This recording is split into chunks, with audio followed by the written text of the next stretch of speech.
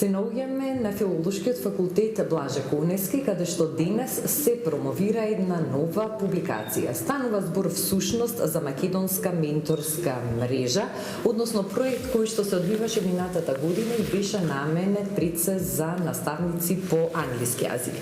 Заеднички професионален развој на наставници, ментори и студенти по настава. Нешто повеќе за оваа публикација и за самиот проект дознаваме во следниве минути, повеќе од нашите соговорнички. Елена, може ли да ни кажете нешто повеќе за проектот? Проектот имаше цел да ги развие менторските вештини на наставниците по англиски јазик од целата држава што работат во основните и средните училишта.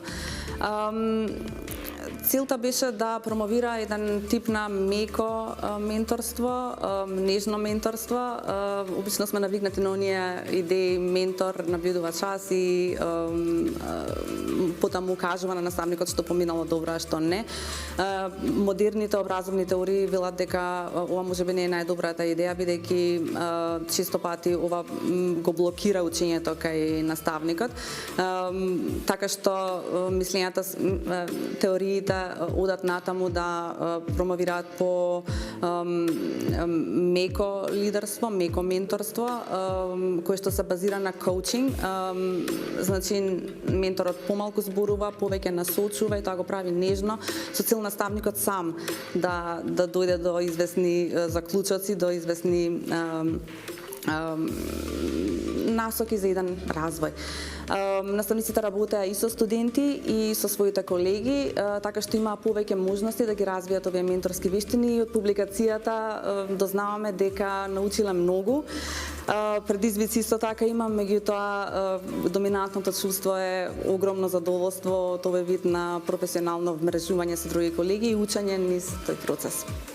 Може ли да ни кажете зошто е важна и значајна оваа публикација?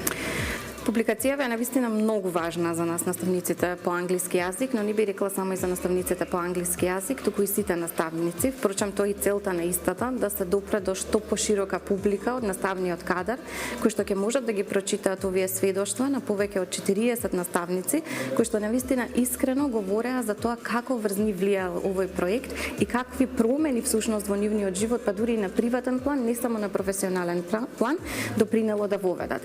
Затоа што е целосно наш производ, е многу искрена и зборува за сите предизвици со кои што се соочуваме ние секојдневно, меѓутоа исто така дава идеи како можеме да се соочиме со истите и како можеме да си помогнеме едни со други.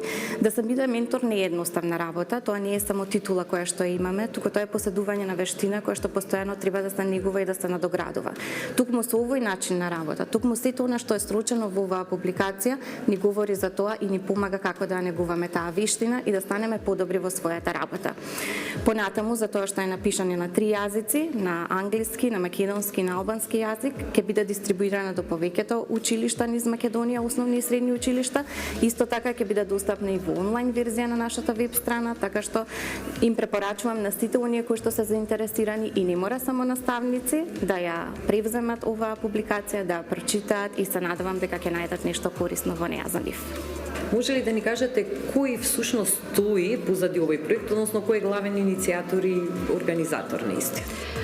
Морам да кажам со задоволство дека Асоциацијата на наставници по англиски јазик на Република Северна Македонија, ЕЛТАМ-МК, стои за овој проект и морам да се заблагодарам на колешките кои ЕЛТАМ го сватија како еден вид за солниште каде што може да се ги реализираат своите идеи, прекрасни, брилјантни. Истовремено сакам да се заблагодарам и на Хорнби образовниот фонд и на Филолошкиот факултет Блаже Коневски Скопје за нивната огромна поддршка за реализацијата на овој проект, како и за овозможувањето на формирање на менторска група на наставници во рамките на самата асоциација.